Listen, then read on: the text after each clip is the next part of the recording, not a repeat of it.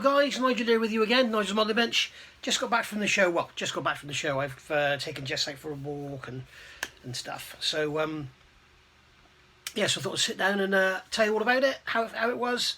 Show you a couple of images of some beautiful models I saw. Saw some many beautiful models. If I don't show a picture of yours, it's not that I didn't think it was a beautiful model. It was just that I took a few pictures of a couple that I saw. So, anyway. So the first one I saw, this show was at Thornbury. It was Avon IPMS show, and met lots of people. Lots of people came up to me and like, hey, you're Nigel, aren't you? And it was really nice of you. Thank you very much. It was great to chat to you all. Had a very long conversation with a guy there with a 144 scale B52. We talked about B52, so he's a new subscriber, so hello to you. Saw Stuart from the Gloucester IPMS, and one of his mates was there. He just bought a Vulcan, so we had a quick look through the box to make sure it was all there and no missing parts, short shots, but he did have some sink marks. Another guy I saw there, he'd bought a Vulcan, did the same with him, and he went through and he said it was great, and he showed me his fuselage and it was the best I'd seen, so had hardly any sink marks at all. So it really is luck of the draw.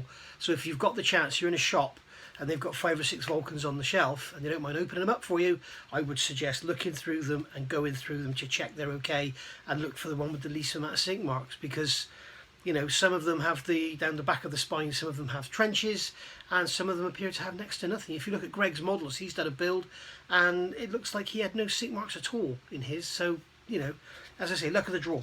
Anyway, first model I saw, took a photograph that really caught my eye, was this one here. This is MH60, a Kitty Hawk kit. Looked to be pretty much built out of the box, absolutely stunning. Chatting to the guy, he said his son, I think, had built one and dropped it halfway through building, so it became part of a zombie diorama or something. Another picture there from it, looking at it from above. I'm looking at the pictures on my phone because then I'll edit them into this afterwards. So yeah, picture there looking at it from above. And then we've got a Sue, is that 35 or 27? I don't know. I don't know how to tell the difference. Should know, shouldn't I? There's a Sue 35, Sue 27, 48 scale. I did ask, is it Great Wall Hobby or Kitty Hawk? They didn't know. The guy who actually built it wasn't there. So don't really know about that one. Then saw this. This was a real shocker. This is a B52, B52G, built out of the box. It's a Model Collect. And that is built, believe it or not, is built out of the box. Now, for me, with my eye for B52s, I can see straight away that the tailplanes are too small. But I wondered about the nose, and it looks like that nose on that G kit looks okay. I know it is the wrong profile, but it actually looks, when you look at it on the model, it looks okay. It's a B52. It's not right, but you know. Anyway, the guy who owned it, is another picture of it here. The guy who owned it, I said, is that out of the box? And he said, yeah. He said, don't worry, I know who you are. He knew who I was. And he said, that's out of the box, it looks bloody amazing. He said, yeah. He said, you don't need any aftermarket. All you bloody armchair modelers. Oh, God, you know, I've upset him now. So so that was that. But, yeah, that is that B52. Another couple of pictures here. Out of the box, B52G. This is the one I've got. Which one is it there? The early type, B52J, 72207, that one there. So that one there, the one with the underbelly picture. So yeah, this Chinook, I've seen this at shows before, absolutely stunning. It's the trumpeter kit, the D kit, and it's been modified into RAF spec, and he spent hours and hours and hours on it, and it's absolutely stunning. It's beautiful. There's a sort of, you know, an aerial view of it, the detail on it, and the additions he's made, and the sort of what we would call rivet counting work that's been done on it. It's just absolutely stunning. He's even put a bit of angle attack on the rotor blades, so it's just gorgeous. He shortened the front undercarriage legs because the kit apparently legs are too long, so he did that. And there's no head art or anything, it's all scratch built, the interior and everything. It's absolutely beautiful. There's a shot like sort of side on from the rear, and then we've got a shot there from the rear. Absolutely beautiful, really nice. And just in the background in that shot you can see his Apache there. That's the Kangnam kit, which is an absolute dog. And yeah, he spent 15 years on and off building that. So picking it up, putting it down, picking it up, putting it down, 15 years. And this guy is currently working on an 18th scale Harrier, and he's converting the AV8B Hobby Boss kit. So that's going to be really nice. So there we go. So that was the kits, that was the models that I saw that really sort of captured my eye, and I thought I'd show you pictures. It was absolutely wonderful to speak to people again. The last show I went to was 2 years ago, and it was the Avon show.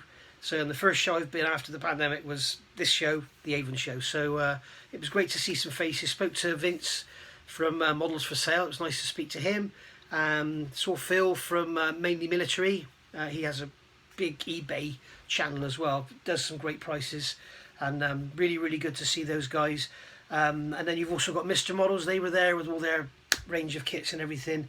And I bought some paints and accessories and tapes and stuff from them because they're always so keenly priced. You know, I know some people these days, they're selling the micro set and sold for like £7. I think his is about £4 or something like that. So worth looking at. Models, Mr. Models, they're based in the Midlands. They do a lot of shows.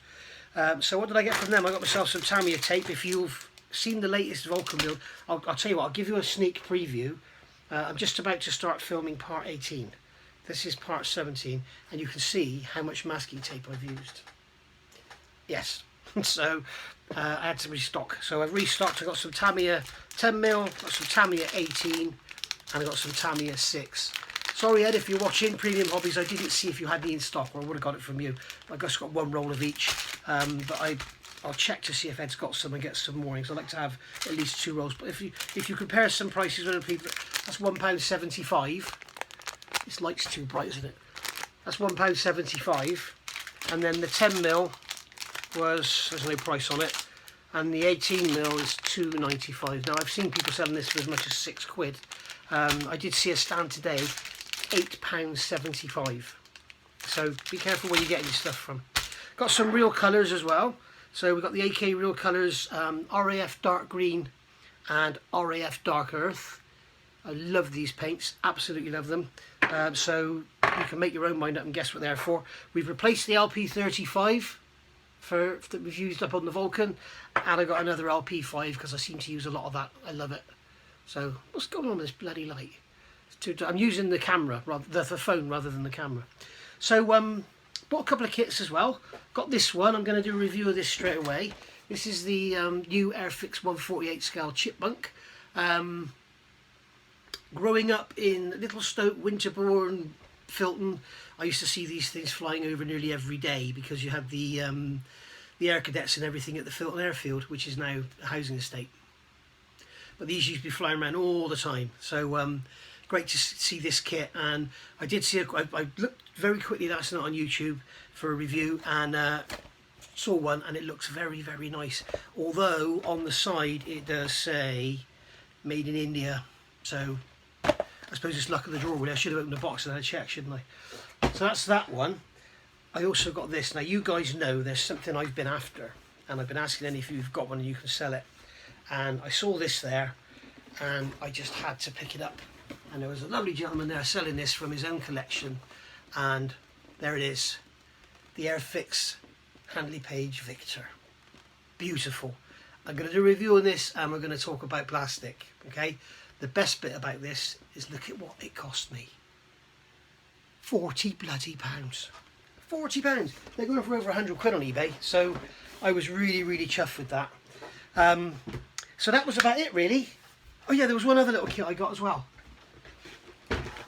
This one.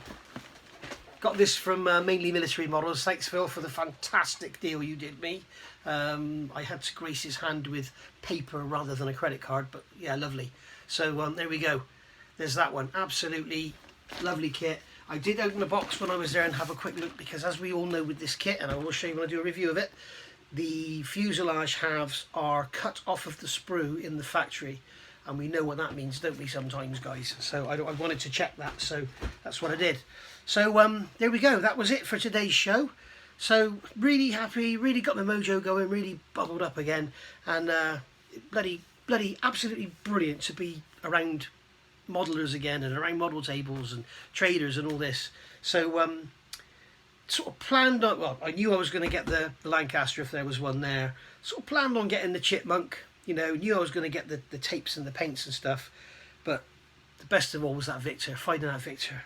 I'm going to do a quick review of it because I know a lot of you like to watch my reviews. I'll do a review of the Lancaster as well, and we'll look at it compared to the Tamiya as well. It's been done to death, but hey, you know.